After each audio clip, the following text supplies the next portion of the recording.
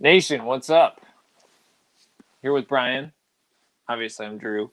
We were planning on recording an episode of the new Entry Proof podcast tonight, and then Brian's like, "Why don't we go live?" And I was like, "I'm not ready to go live, but okay, let's do it." So just hang with us because it's going to be pretty chill as we get set for this. I just posted on some of the Facebook groups that we're doing this. I mean, it's Four Roses night is what we're doing. So we're going to finish getting set, and then we'll give it an actual formal intro because excuse me, we plan to go ahead and save this audio for a podcast episode. There's a good chance that in the middle of this live stream, my phone dies, and then we have to swap it with Brian's phone because that's what's doing the video right now. We're running wireless audio through the phone, which is also doing the video. So, I mean, I'm pretty proud of myself that this is technically working. It's impressive. Yeah. It's impressive. Yeah. And two different recording configurations today. Yeah. So we used some Shure SM58s into a Zoom H something 6. It's tech savvy man over here. I'm just hacking it together at this point. But anyway, we're going to talk through some Four Roses. It's going to be dank. But I need to get some water, so just bear with us a moment. If you guys want to get in the chat and ask Four Roses questions or share your thoughts, we will stop for questions periodically. We may leave them in the final podcast. At the very least, we will interact with you squad members tonight. We had a pretty cool day earlier today. We did record our first episode ever already. That's right. Not too shabby. That's right. I was taking a drink. You were supposed to talk. Well, yeah, I'm picking up on those cues a little late. It's okay. Yeah, had a good chat today. Some good pours. Some good food. Ready for round 2. Yes. So we're at two recording. We'll see when we actually launch it in the podcast. That's right. World. We are at an Airbnb right now, so I've got these luscious. This couch super is boho nice. In here. Yeah. This sheepskin. Some this woolly skulls. Yeah, I mean they've done a nice job. This is a basement technically. They've done a really, really nice job with it. And that cold air got me. It's freezing outside, by the way. It's cold in Wisconsin. It's really cold in Louisville right now, too. All right. Are you ready, Brian? Absolutely. To do this? Okay. What should we start with before we do our formal intro? Well, I was going to go with what I poured earlier that I didn't think we were going to go with, but it's lowest proof. I figured, why not jump in? Do that. So, not that one. Let's pour, and then we're going to officially kick this thing off. There we go. We got 23 people who jumped on spur of the moment. Okay. Just to watch us drink Four Roses. Okay. And talk about it. I'm still going to go kind of small. Yeah, well, not knowing where I mean, you guys can see in this image, we got some absolute bangers here in the Four Roses department. And so if we're going to make it through, given that we drank a decent amount during our visit to Bardstown Bourbon Company earlier, we did then eat dinner, which we did not have bourbon with dinner. We had a tiny suggestion of bourbon. Tiny bit. With dinner. So the last bourbon we drank was 4 hours ago. Yeah. Oh, man. Cameron Batko says, "Woohoo, Drew and not Drew." That's right. On back-to-back nights. Let's keep it alive. It is a bourbon kind of weekend. So, yeah, we thought the cadence might be every 2 weeks, and then we decided why not every night. Well, we're recording every night. All right, ready to officially kick this off? Let's do it. This is just for the audio squad, so you video peeps, just hang tight with us. Welcome to the Entry Proof podcast. My name is Drew. I am not Drew, also known as Brian. Brian, who we all love. He's highly lovable and fairly cuddly. We're here to talk about bourbon and other aged spirits, but tonight specifically, we're breaking down Four Roses. And what we really want to talk about is the flavor diversity within Four Roses, because unfortunately, if we're just talking about Four Roses, it kind of gets lost sometimes, particularly when it comes to the limited edition releases, like Heaven Hill, even Jim Beam, especially Buffalo Trace. They're limited editions. Everybody wants those. The secondary value on those is crazy. But the secondary value on the Four Roses limited editions, with the exception of our friend Al Young here, fairly reasonable prices. And so we want to talk about the amount of flavor diversity, the options, the quality available in the Four Roses line, which if you're sleeping on Four Roses right now, I'm going to spoil this thing. The moral of the story is you should not do that. Would you agree, Brian? I would agree. And again, one thing, we have a little disadvantage tonight. So I don't have yellow label. We don't have small batch. We don't have small batch select. So these are some staple products for Four Roses. Now, we will get into a little bit more of this later on, but I will say all of those products, they're blends of several of the things that Four Roses put out. Mm-hmm. They're consistent products, and they'll stay consistent anytime you grab those. Okay. So what we're looking at tonight are some individual expressions, some that are annual releases, some that it kind of happened and that was it when they did.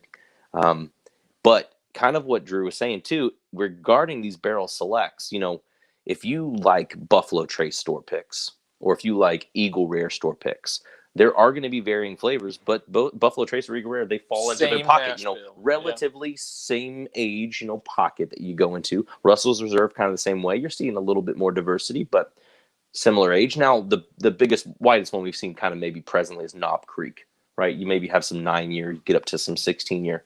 So that's some age variance.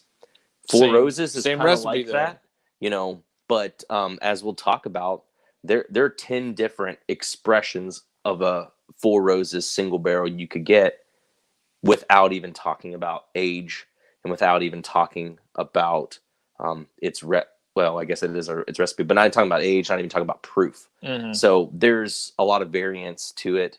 And so when you're looking for things on the market to drink, it's something like you said about sleeping. What's fun is, you know, as people are getting into Four Roses, the stores that will have picks of them, they will sell out of them. Yeah. But it is much slower than an allocated product or even a Sazerac product. Mm-hmm. It seems like. And so it's one of those products, price is right, the value and age and stuff is right, that it's one of those products that anyone in any region, I would hope, has a shot at coming into some of this. Yeah. No doubt. So we're going to talk a little bit about just the foundation of the Four Roses product line in these 10 recipes. We're not tasting all 10, as wonderful as that would be. We just don't have time. Right. We don't have time, nor do we have the liver power to handle all 10 recipes plus some limited editions. So hopefully some of this is repeat for those of you Four Roses geeks who you're well aware of the product line, you're well aware of the 10 recipes. Otherwise, it's still just fun to, you know, bull crap about bourbon and overview, you know, refresher. Consider this a refresher. Absolutely. All right. So let's start with just these simple single barrel products and the 10 recipes. What did you pour? What was the recipe you poured? So this is a release that happened here in Louisville maybe 2 years ago. It was one of the picks they did around Derby time. So this recipe, I'll kind of break it down. I mean, again, like you said, I feel like some of this information is hashing it out again if you are into Four Roses. But for those who are not, yeah, we've already apologized for that. Four Roses they break it down into 2 different rye recipes. So they'll have some that has 35% rye, relatively high, kind of like MGP or something like that. And their low is 20%, which is still relatively high compared to Heaven Hill or Buffalo Trace. Or something like that's that. higher than Buffalo Trace's quote unquote high rye mash bill. And so when you're reading a label on a single barrel, depending on if the second letter is an E, in this case, low rye mash bill, or B, in their case, a high rye mash bill, you'll be able to tell, you know, more if it's got more or less fruit or more or less spice, kind of, if you will. And then in those 2, they each will run through 5 different yeast strains that they might use. And those indicators are a letter at the end of those. And one of them might be more herbal. One might be more fruity. One's richer. So we got all these on the tag. I'm not going to read through them all. You know, you can pull up a list of that while we're on the show. But this one we're drinking right now is OBSK. So that is described generally as rich in spiciness and full body.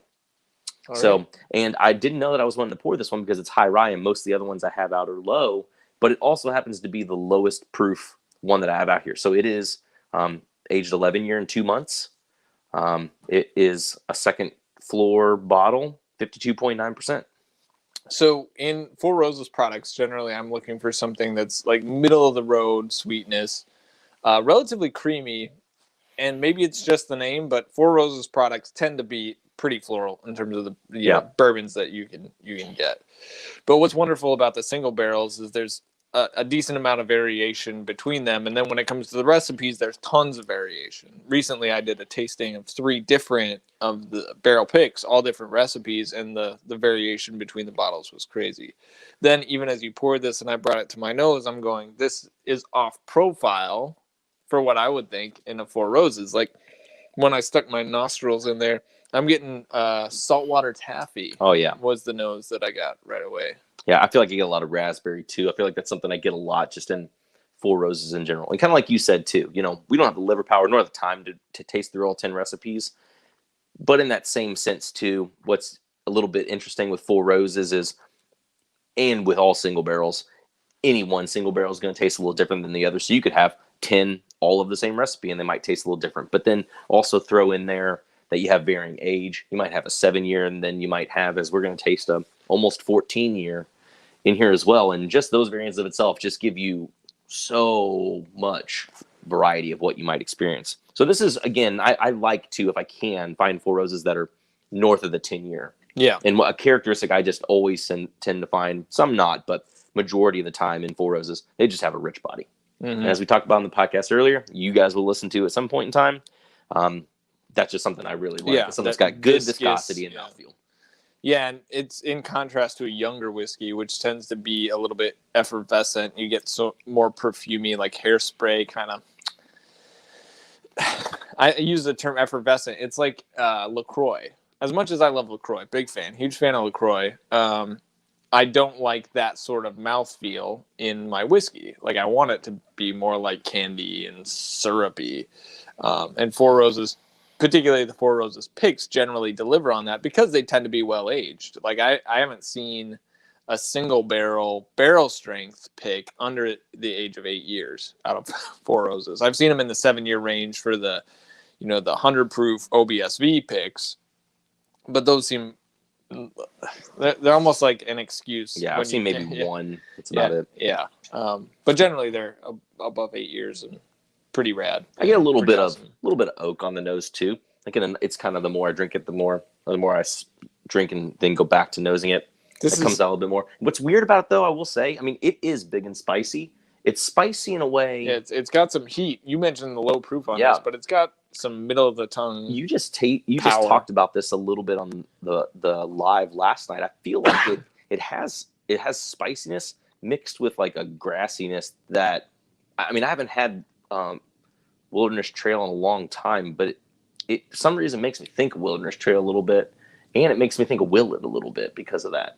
I don't know if it's this kind of like spicy meets grassy profile a little. Yeah, I mean, it does. I would say this particular dram is reminiscent of that Wilderness Trail pick I drank last night on the live stream, where it's got some oak, but it's not heavy oak. It doesn't taste like it's been in the barrel for a real long time. It's almost similar to like Blanton's to me. That the Blanton's level of age, with that relatively smooth, totally inoffensive vanilla kind of sweetness, vanilla and like agave nectar, just really mellow. Yeah, but then this one packs a little bit of heat and a bit more spice on the finish than the Wilderness Trail did. But in general, this is good. Like I mentioned, that nose and that saltwater taffy, which that saltwater taffy does come through a little bit for me. Yeah, on the palate, I feel like, I mean, and I think the reason I lean towards Willet is because it does have some herbal, it does have some spice, but I think what you're calling agave, to me, I usually call it like a bubblegum note. And that candy note, which might be carrying over from the taffy you're talking about in the nose, not a huge fan of that note. Like when I found the palate, it's easy for me to dismiss. Now I will drink this. It's not as sweet as a Willet, but is not my favorite note to come across. Yeah, that bubblegum is a pretty solid way of articulating that. But every time I go back to the nose, the pink double bubble that you unwrap. And it's not that sweet, but it is similar. And every time I go back to the nose, though, more oak draws out, but it's good to sit with. I'd probably sip on it, but I think this one of those pours I'm probably enjoying a little bit more nosing it than I am sipping on it. I would agree with you. I would agree with you. And what recipe was that? OBSK. Okay, OBSK. So the K's, I mean, if you're reading in the bourbon forums, the K's have a very loyal following. It seems like when a K drops, people really they flock to that. No, I think that's what Elliott Select was too, right? OESK. Oh, I don't know. It didn't have it. So it's low ride, but the F's show up all the time. Like in Wisconsin, you can almost bank on it being an F that gets dropped. Interesting. Yeah, so it's like I'm like kind of over F's, but K's were really popular. But O's, I think they're the most rare, right?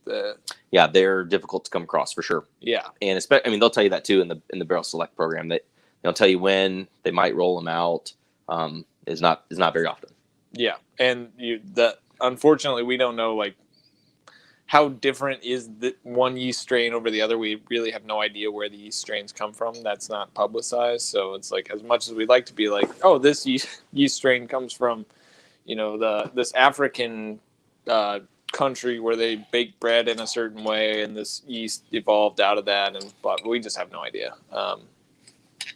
It would be a great interview question, though, should we ever have Brett Elliott on the podcast. Yeah, which would have been nice. It would have been a hope to have him on while you're in town, but did not happen. Not a big deal. Still plenty of time. Come back. Maybe. Come back. Maybe. Yeah, you're not that far away. You just hate to drive. That's okay. All right. So this is we're switching up. So the OBSK is the only B recipe one that I brought. We're switching to E's now. So lower rye. These are all a little bit lower rye. This is an OESQ.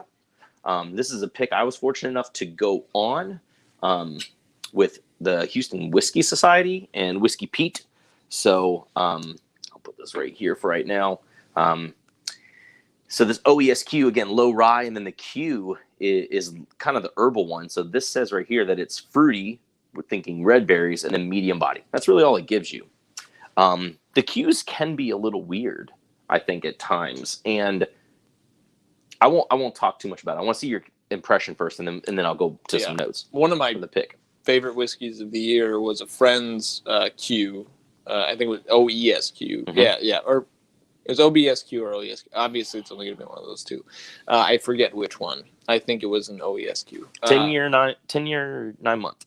It was really good. It was so dynamic in its flavor profile. Mm-hmm. It was pretty well aged, just over 10 years. But it was really sweet, and then had plenty of spice to balance it out. But when I hit this one, I get like artificial strawberry Jolly Ranchers, and lots of sweet perfumey. Oh, I think it's real sweet. Like the other one, it had nice notes. To me, it's got like some vanilla, but with an underlying spice. So the vanilla comes in, it's a little bit more prominent than spice, but it does kind of tingle the nostril a little bit if you take a deeper inhale. Yeah. On the palate, the sweetness comes through for sure. 57.3. The age is also very pronounced. Like for an 11-year, it's like, wow, that did spend some time in a barrel. Vanilla custard, all up in there. Oh, it's a really good bag. This is intriguing. So talk to me a little bit about what you're getting on the palate before I kind of go off on a little tangent. So I don't get Jolly Rancher. I got some of that strawberry Jolly Rancher, but then I get more vanilla custard. But there is kind of a fruity acidity that is around. It's almost like pomegranate juice. Yeah, that's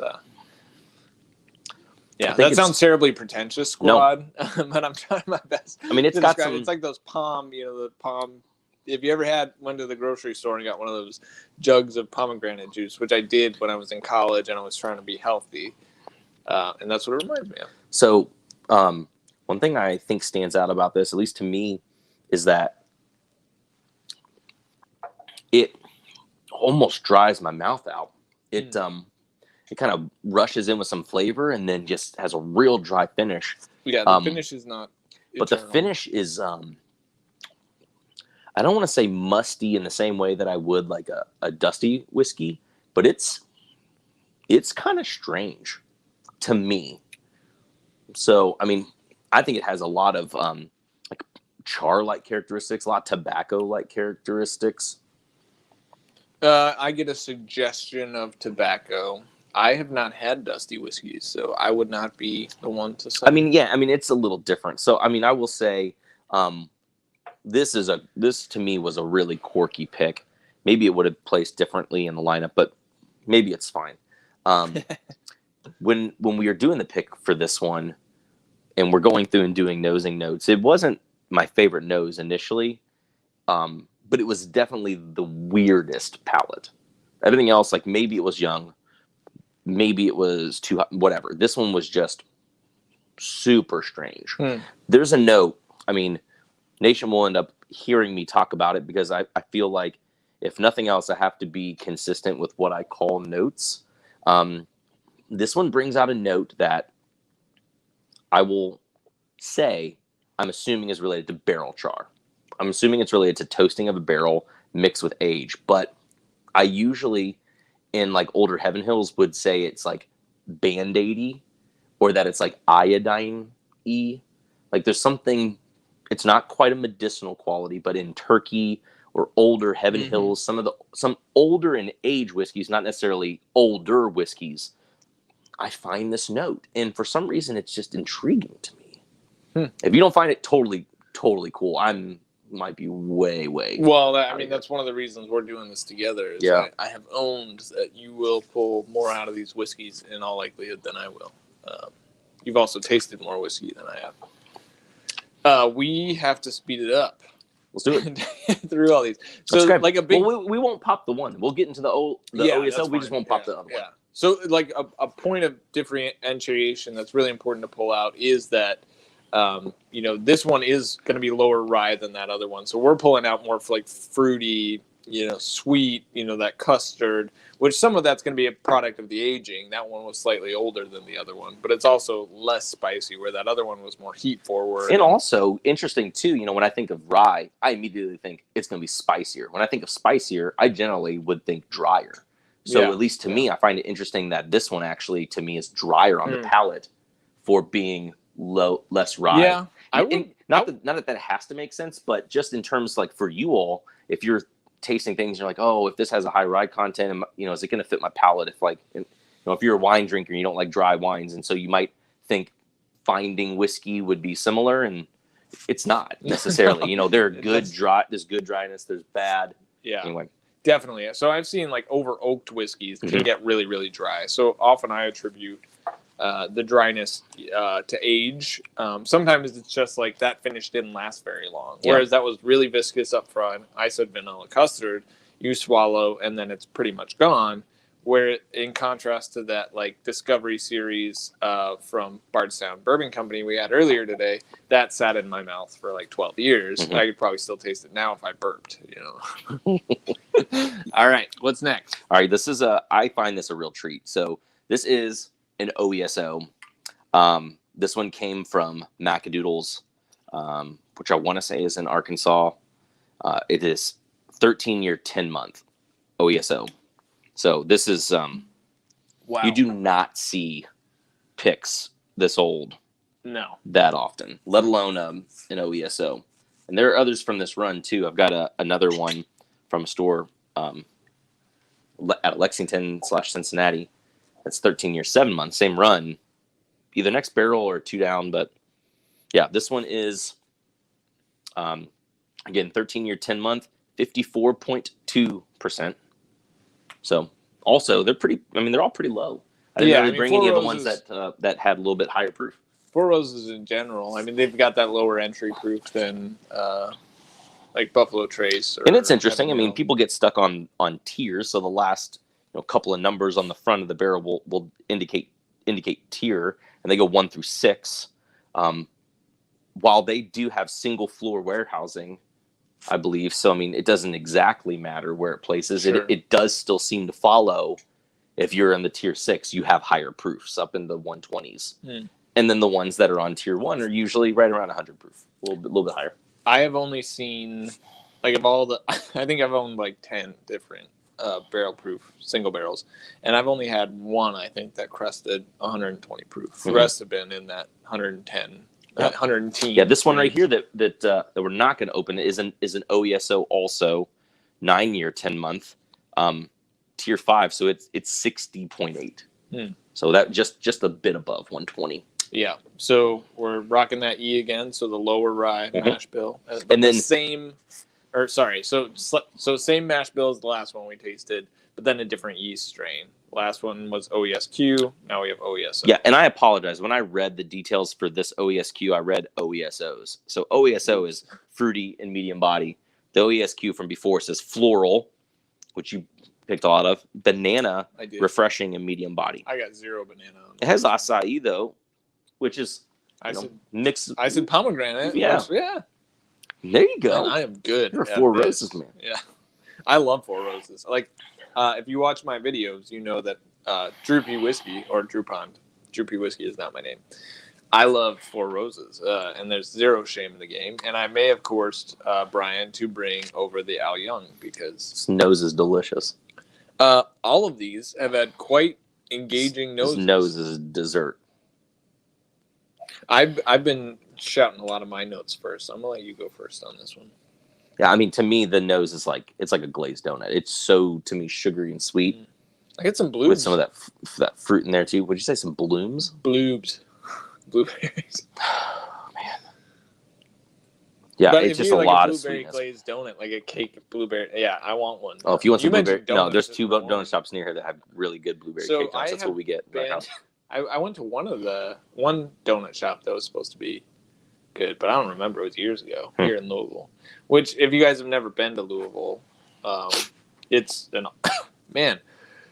If you've never been to Louisville, to help Brian find his way into this Airbnb, and the cold air just got me. But anyway, if you've never been to Louisville, you should go. It's definitely worth it. And the city's awesome. Like, the culinary scene's amazing.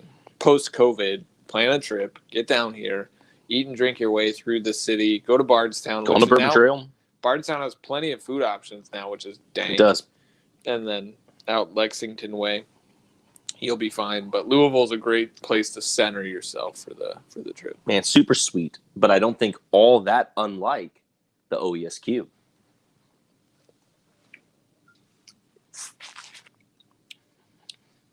Less custardy for me.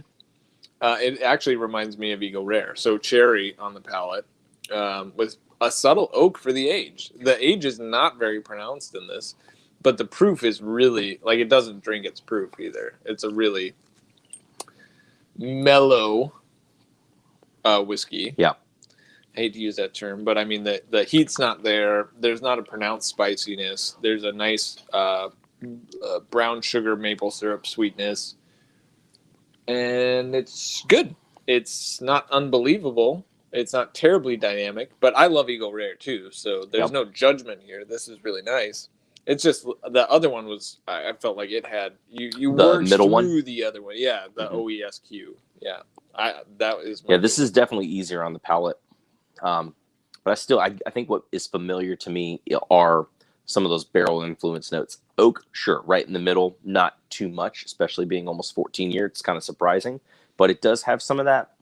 What I pick up is some like that kind of barrel char thing going on, but it's just has some good sugary sweetness as well. Yeah, I swear, if I tasted this, I would think it was like Eagle Rare at 101 proof. That's what I would think it was. Mm-hmm. Almost has like, I don't want to get too into it. I mean, I don't know how, their barrels do get pretty old. It has a little green quality to it. Like, I don't know how far, if you were to look at the staves, this whiskey's actually going into the wood, but it's kind of pushing on a little bit of that earthy side as well, which I would expect perhaps at 14 years. You'd be touching some of that stuff, getting some of that natural wood. I would expect more at 14 years in the oak department than what I'm getting out of this, which is okay because it's easy to over oak. So, but if I bought a near 14-year-old Four Roses, I would expect it to carry a little bit more of that, like a toasted barrel kind of finish, right? I'd get none of that. And of course, the age is present. It's not absent.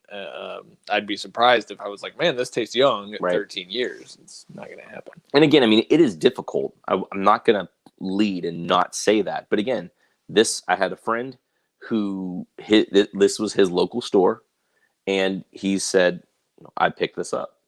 Do you want some?" And he was able to Yes, go I back do. and get more. So again, we're talking about bottles that were all at retail in the stores for MSRP. I don't want to say the same price, but MSRP. I mean, this is an $80 bottle that happened to be a very rare recipe for them. Almost 14 years old. Very like rare it's age. when if you're able to get these from local stores around you can get great value. Yeah, and the secondary value on these too, I mean, is relatively reasonable. Like if you want to trade somebody, if you're like, man, I can't find a Four Roses barrel strength single barrel, you can probably find somebody to trade you one.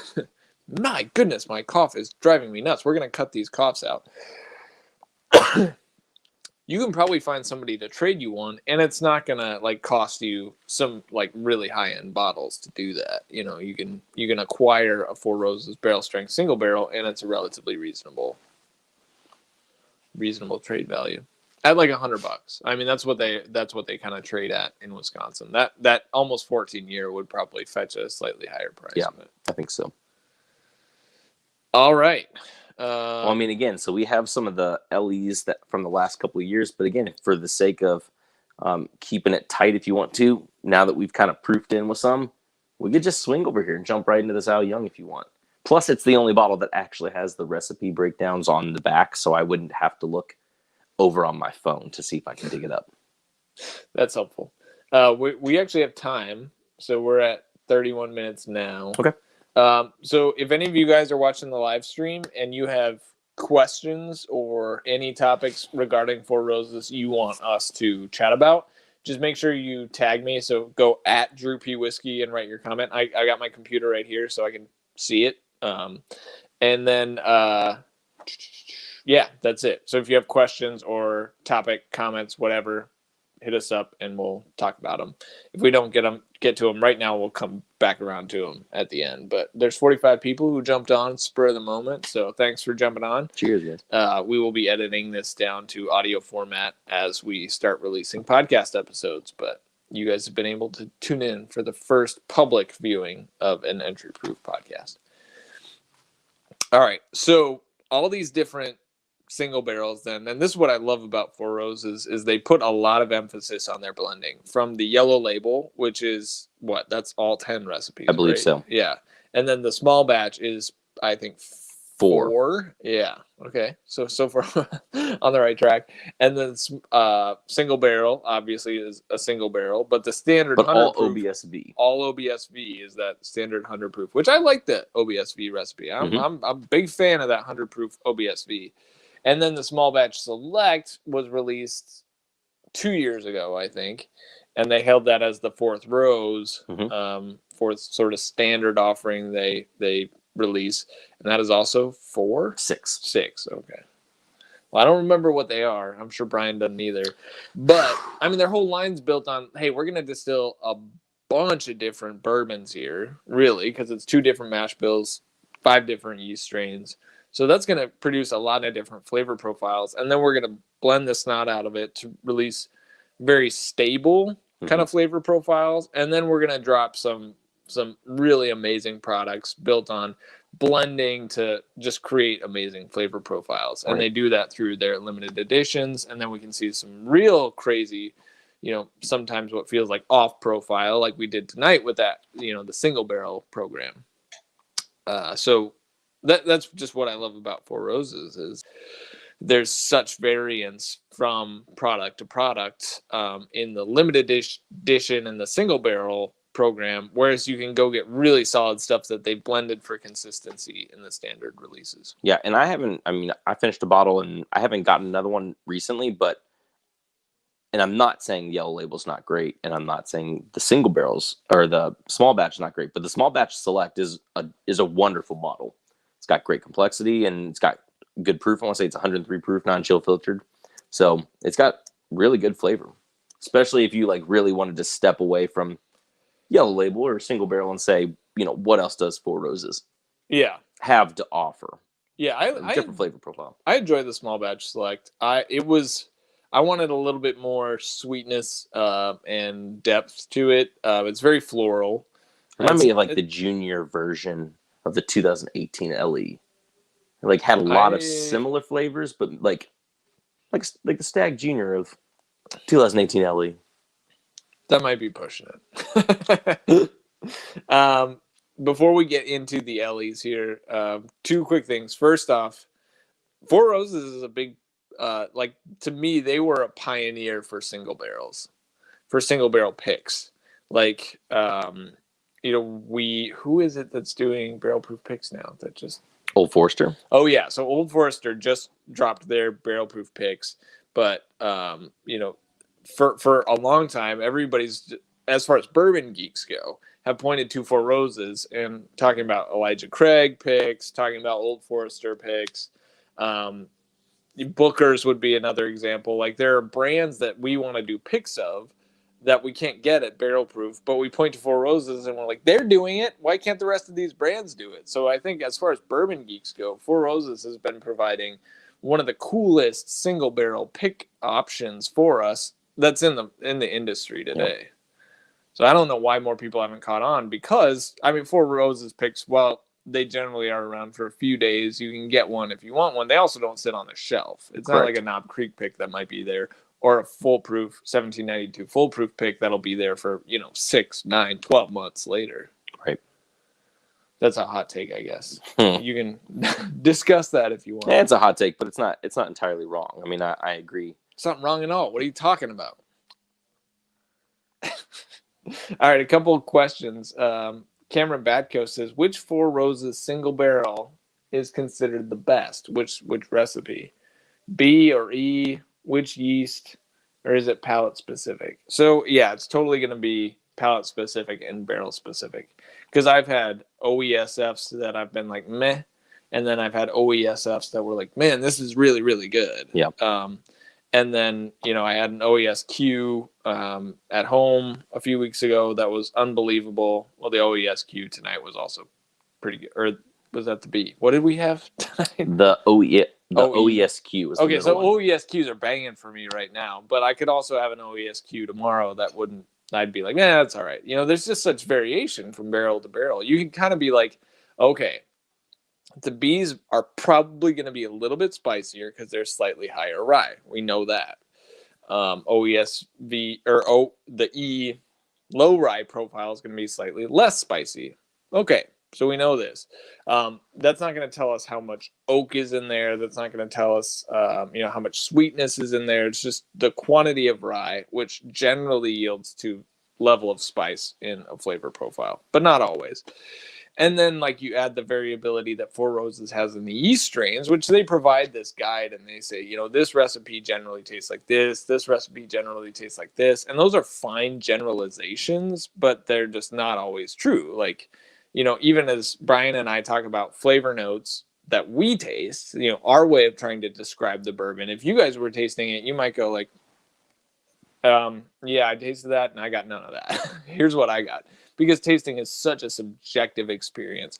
And it depends on, what your mood is, what you tasted that day, how many taste buds you actually have. There's such variability in the tasting experience that it's hard for me to say. It's actually impossible for me to say which Four Roses recipe is the best. I think it's a blessing and a curse too, because I think it's definitely more blessing because you could, again, as we mentioned earlier, you could hit several that have the same recipe specs, and you'll still find some varying. You might find some stinkers in there and find some good ones.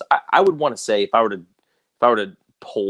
go on to Bourboner or something like that and try and see, it's a great place to pull. I would assume that people will say OESV or OESK. They seem to be pretty popular. I think the K is spicy but low rye, and the OESVs generally have some creaminess, and they're sweet as well. I surely think there'll be an influx of people saying OESO because it's low and sweet and it's just all fruit and it's all great. But I think OESV and OESK, you'll probably hear a lot of people say they really lean towards one of those two. None of which I have here, so that's okay. It is okay. It is. All right. Shall we go?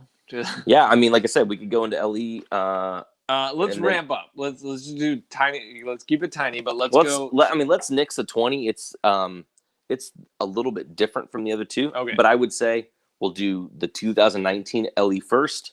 One of my favorite pours, I can actually just in general. I'll and then bring we'll up go to Al Young. I'll bring up the components of that Yeah. here. 2019. So we're on this time. All right. So I'll bring up Breaking Bourbon's write-up.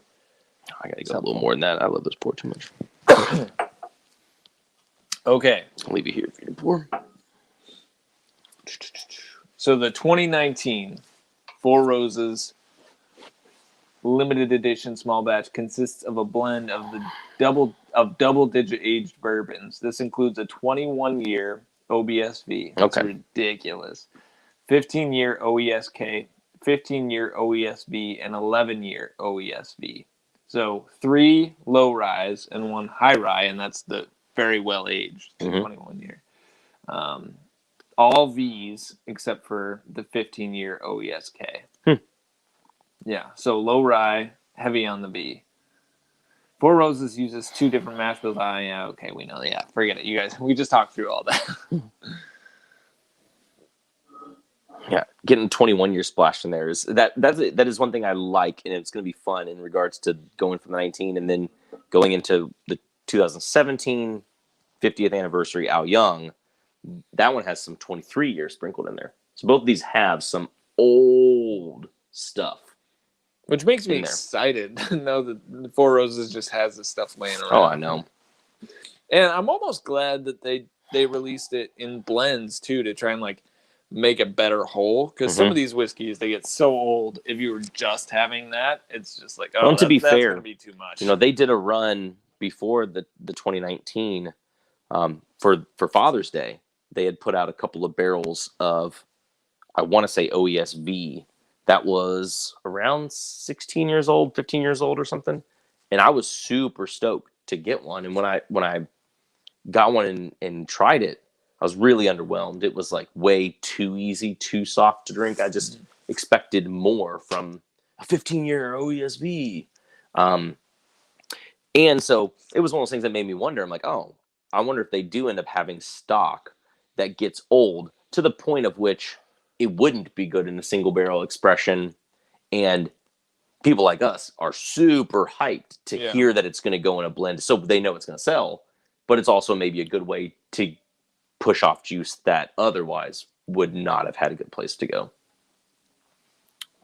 Don't like that. I like this though. I was like, oh no. Like oh no. Yeah. So again, 2019 small batch limited edition. And so in contrast to the single barrels, I don't know if it's just because it's a blend or that it's so well comprised, but man, like there's just, you get a set of tasting notes and then another set and then another set. Yeah. Now I have to try and figure out what a lot of I'm dimension. tasting, There's a lot going so on. Good. And yeah, so when we use the word complex, it's that, listen, some of them are easy to break down. It's like, well, it's vanilla, and then it's a little bit of cinnamon, and it's kind of a clovey finish, and that's it. But then other times you're like, well, this is fruity and spicy, and it's oaky, and it's hot, but it's also viscous, and that's kind of what is in this particular pour. It's quite good. Okay, let's try and break it down. Buttercream frosting. That's one of my favorite notes to pull out, is when really rich sweetness. It's like powdered sugar. And I really like tasting with you because, tasting is subjective, but when you taste with somebody enough and you're tasting the same thing, I feel like I'm going to quickly start to pull up things that you say and how I would translate them. Like, I feel like what you're calling buttercream frosting is like really similar to what I would call the salted caramel, which is one of my favorite notes to get and stuff. And I find it a lot in older dusty whiskeys. But it has a nice little brightness to it too. Yeah, there's some alcohol on this. Like it's got some heat, and you get that on the nose, which does make it a little hard to snort sometimes. Yeah, like a little bit. You got to smell it past the alcohol, which if you let it sit in the glass long enough, that can kind of dissipate over time. But I'm not gonna wait to taste this right now. I'm an impatient man.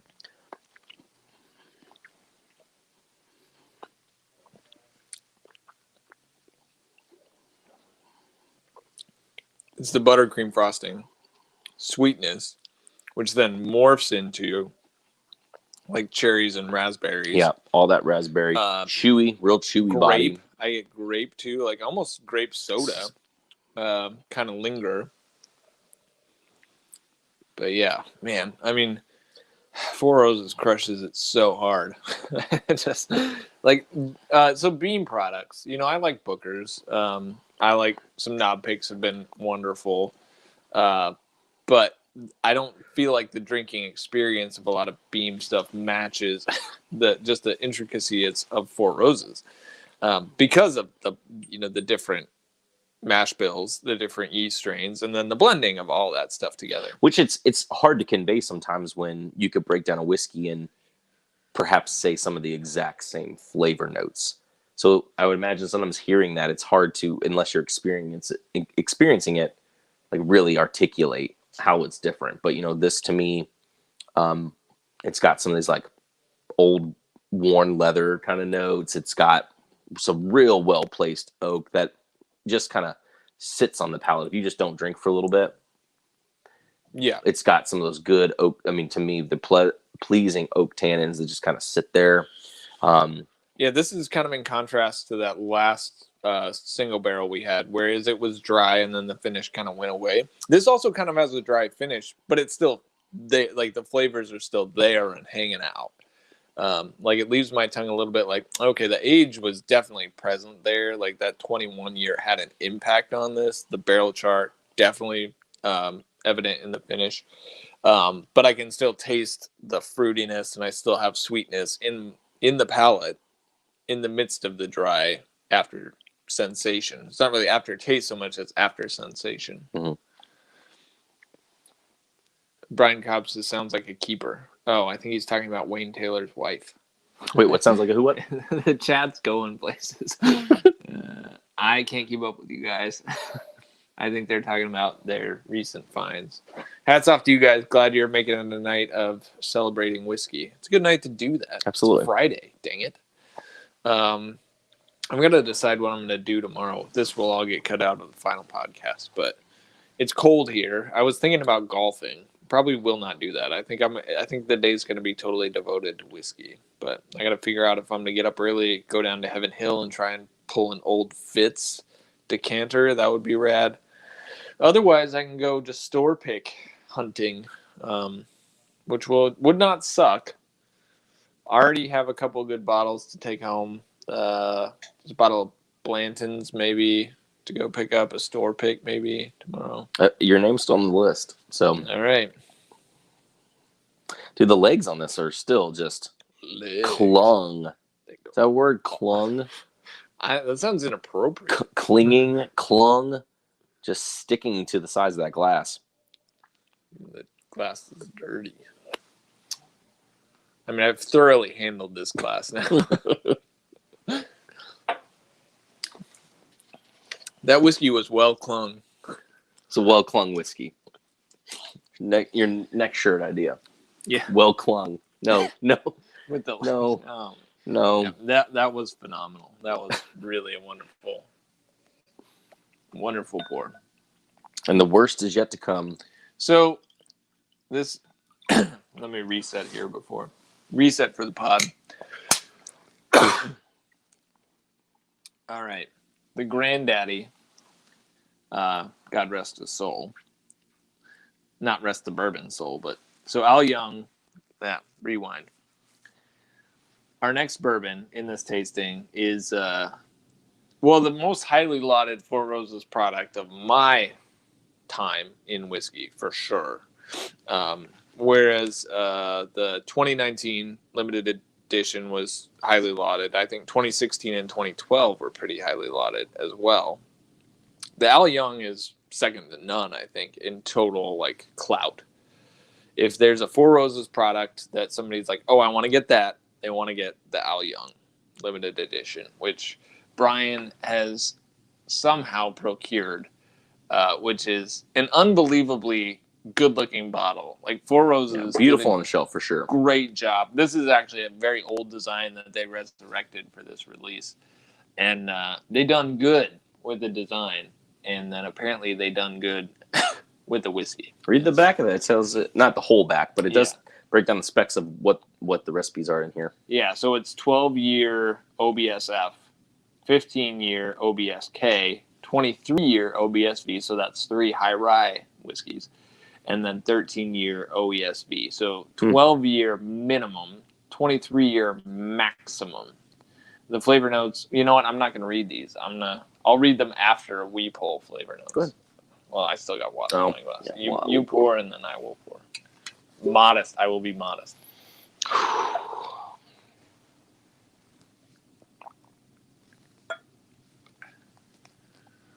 That make you nervous a little bit? A little bit. Big old open bottle of Al Young's being passed. Yeah, I do not want to spill this. Whoa. Yeah. Okay, Oh. here, you take it. So, Brian, thank you. Cheers, sir. This is a pleasure for sure. Now, again, I mean, trying to reset though. I mean, like, don't have like hype driving your palate. Do a little reset and then like go into that nose a little bit. Almost 108 proof, so 53.8% alcohol by volume. So 107.6 proof on a very well aged Four Roses blend. The alcohol is almost non-existent on the nose. Honey and jasmine. Yeah. So very, very. I like that you lovely, pull that jasmine. sweet Though. I mean, flowers. that's a straight coffee. Yes, it is. Term right there. But that's what it is though. I mean, it's definitely like got a fresh bouquet. Like if you go to a flower truck, or if you were to walk into a florist, that like that first whiff you get, but not like grandma. No. It's not like potpourri. It's not like old mothbally, anything like that. I mean, it is fresh floral for sure. Cameron, while we snort this, Cameron Batko had a great question. Droopy Whiskey, what is Al Young? Al Young is a dead guy. That's putting it very crassly. Al Young, this was actually celebrating his 50th anniversary of being with Four Roses. Total Four Roses legend. Like, what did he have? Pretty much every job. Senior brand ambassador is kind of like what his role was for a while. I mean, he had done a lot of things, and he just, really knew and loved Four Roses. Yeah. So they actually, thankfully, they were able to release this while he was still alive. He passed away not long after this bottle was released. So it's pretty cool when a brand celebrates somebody who's just worked. I mean, here's the deal. I don't think he was never a master distiller. That was not his deal. Correct. All right, good. I want to make to my knowledge. I mean, I don't want to say factually, but one of you all. Yeah, I mean, he was a dude who worked in the distillery for a long time and then began to represent the brand, if I'm remembering the story correctly. And then they celebrated. Like, this guy's been here 50 years. Yeah, 2017. Unbelievable. Let's get this guy a limited release. And I tell you what was super special for me is during, I'm in the Four Roses Mellow Moments, and so that when they released the small batch select event, my dad and I were able to go to that event, which was kind of special. I don't spend a ton of time with my dad in that regard, but he also likes whiskey, so it was a nice thing to do together.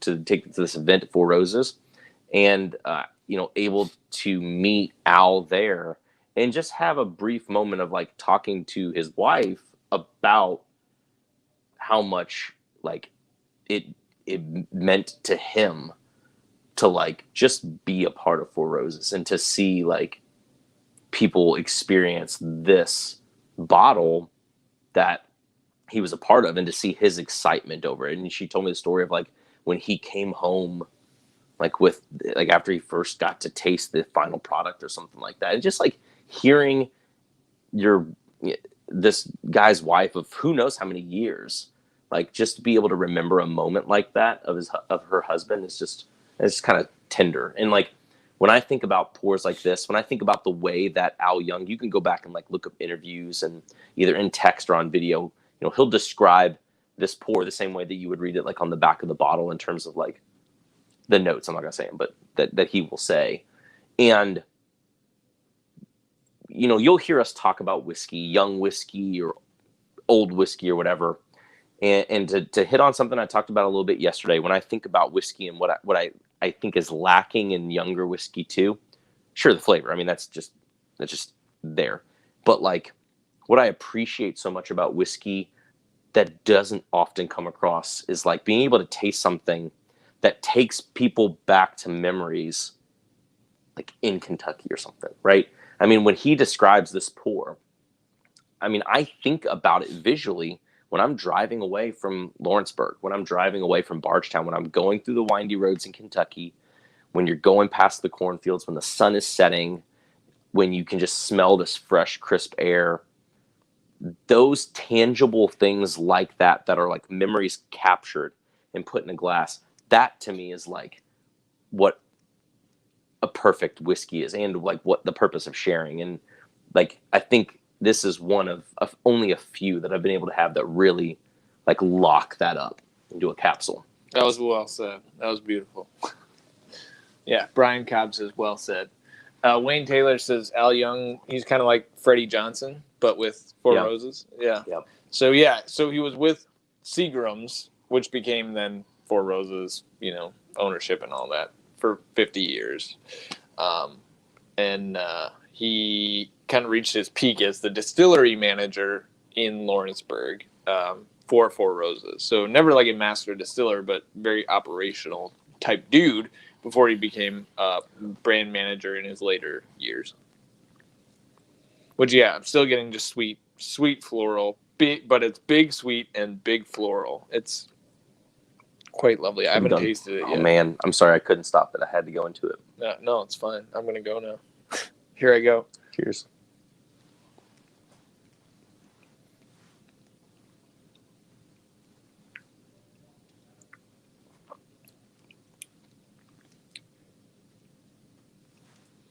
I'm just gonna sit with it, guys. Like I don't want to over describe it. Almost ruins it sometimes. Is it?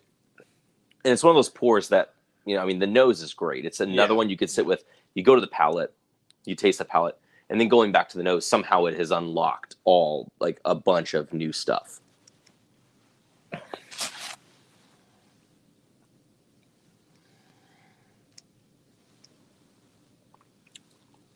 Like there's zero offense.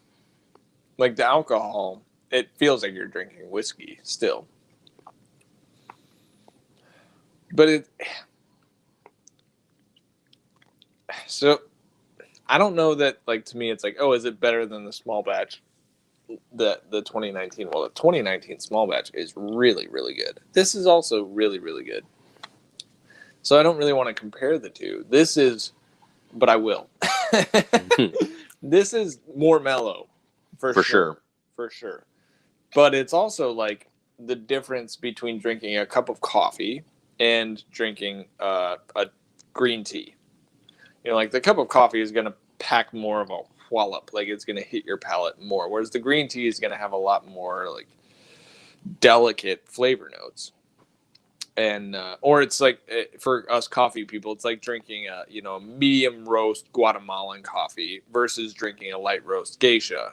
The medium roast Guatemalan coffee can have a lot of really positive flavor notes that I would love, but then a light roast geisha coffee is going to have a lot of really delicate floral notes that you just want to like sit and think about for a while. That's the way I'm kind of contrasting these two.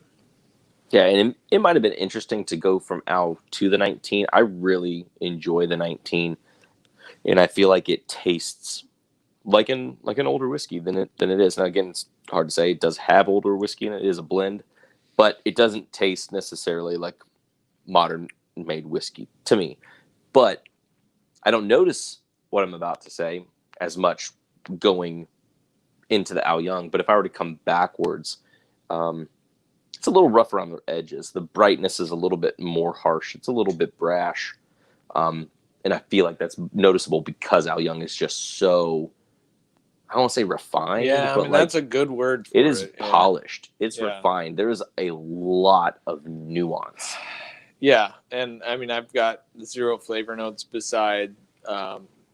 So we just recently brought in a coffee blossom honey from Onyx, not Onyx Coffee Roasters, Onyx Coffee Producers in Guatemala, and that honey it's just really highly curated, amazing honey that is like bees that have pollinated with coffee blossoms then make this honey, and this is kind of that level of floral sweetness and kind of coffee blossom aromatics. Actually, that's a pretty good. Have you been to Origin? Yeah. Okay. Yeah. I mean, it's got like an orange, but kind of like a orange blossom kind of way. Yeah, I mean the floral. You can't get past the floral. This is one of the most floral whiskeys I've ever had, and it's sweet, but not perfume. Right.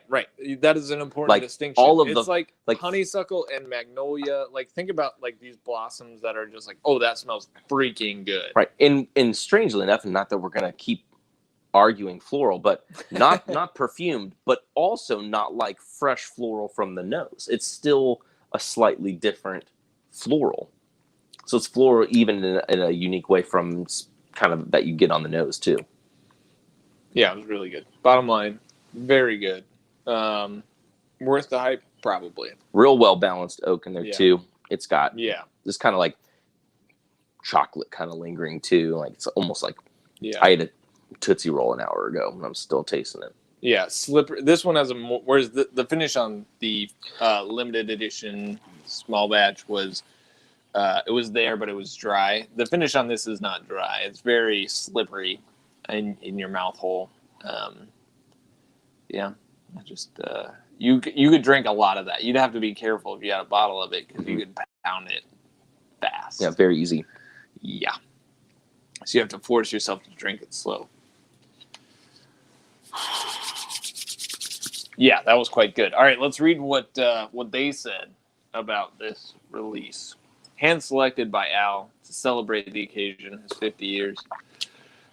This barrel strength small batch greets you with bright vanilla and magnolia blossom aromas, balanced by raspberry, fig, ripe cherry. I did not get the heavy fruit. I mean, you can pull out like suggestions of dried fruit, like essences like of fruit. Rich oak, yes, it definitely had rich oak. Finish is long and smooth, yes. Coating the palate with honey, yes. Cinnamon, maybe a tiny bit. Just a hint of spearmint, yeah, for sure. I get a little minty, a little bit of minty on there. Yeah, cool. It's a special bottle for sure. Four Roses, guys. We're capping off our Four Roses breakdown with Al Young limited release. And I hope they do more commemorative releases. Like their small batch LEs are awesome. There's not a ton of them, but they tend to run in the 15,000 bottle range. Right. So whenever somebody drops an extra limited edition, like, yeah, let's get more limited editions because they're so good. Feed the beast, feed the bourbon geeks. Right. But now it's been a few years. We'll see if they drop something else. Well, and then this leads to, a topic we could probably hit more on another day, but, tasting through these and again, after tasting some stuff at Bardstown Bourbon Company earlier today, I don't know. I don't know if it's a phase. I don't know if it's something that people are not about, but like being able to try some of these, limited or not, but people who are masterfully making blends, I don't want to say it's something that you aren't getting in a single barrel expression or whatever, but man, I just love when you're able to trust a brand and they put together a product that just hits. If you know that you align with them in various ways through the other products that they have, that you're able to find blends that just seem to be made for your enjoyment. Four Roses hits every year. So I was, I follow the other bloggers, and it's the Dad's Drinking Bourbon, Fred Minnick, Bourbon Pursuit guys. Pretty much everybody's like year after year, Four Roses you could bank on their limited edition drops. Whereas, from batch to batch with Booker's, even, there's some disagreement with things like George C. Stagg, and then let alone you get into the Sazerac releases, or you get into the Parker's Heritage. There's like years on years and off years and on years and off years. It seems like every year's an on year with a 4 Roses limited edition drop. Yeah. I mean, not that I want to make it like go downhill from here, and it may not, it may go up, but I mean, if there was still time, I mean, we still got 2020 we could get into. If you wanted to 2020 it. If you want to leave 2020 behind you, that's totally fine too. Yeah, I gotta kick somebody out here. Leave behind. Report this guy. Uh-oh. Yeah.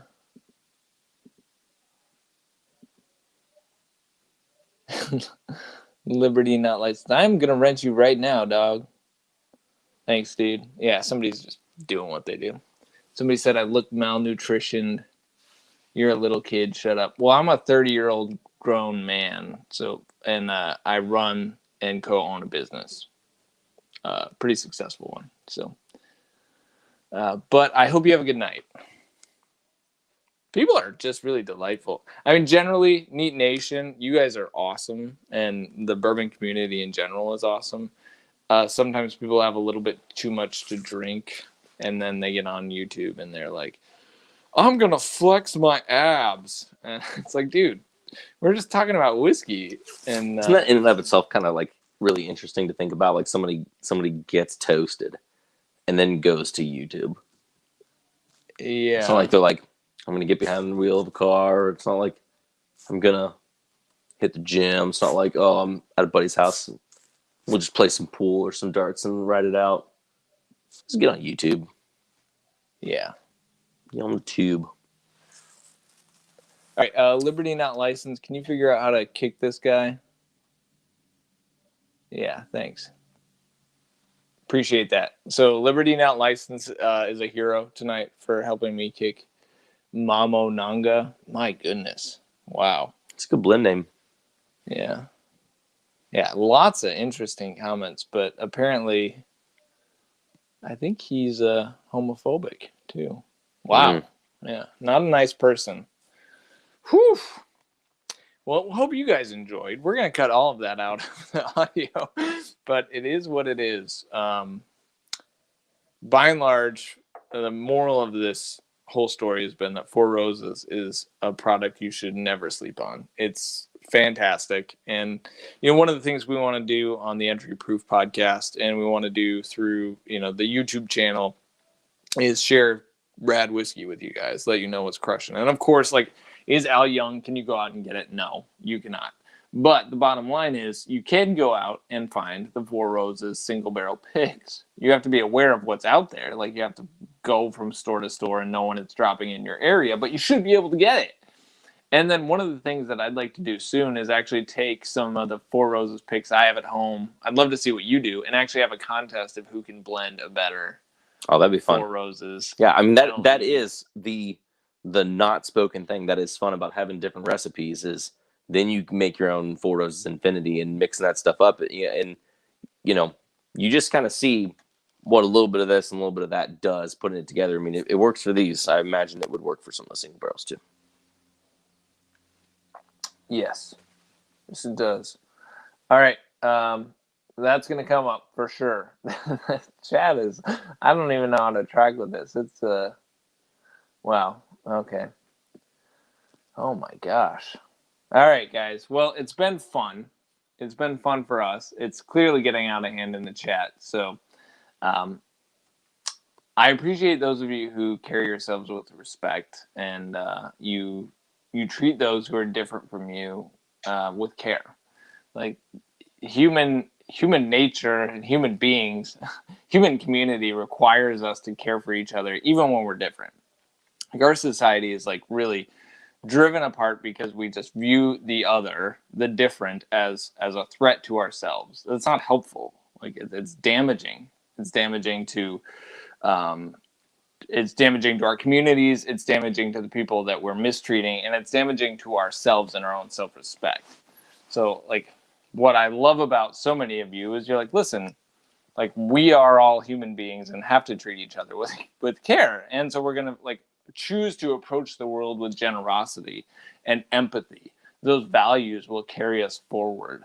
Those of you who are just absolutely unloading just garbage on the chat on YouTube, like, don't do it. Like, you're wasting your time and you're causing problems.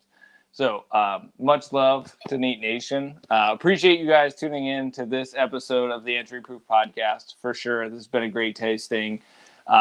Make sure you stay tuned because we got a lot more content coming, and we'll be releasing audio versions of these podcasts here in the days ahead. So stay healthy, stay safe, guys, and remember to keep it neat. Cheers, guys.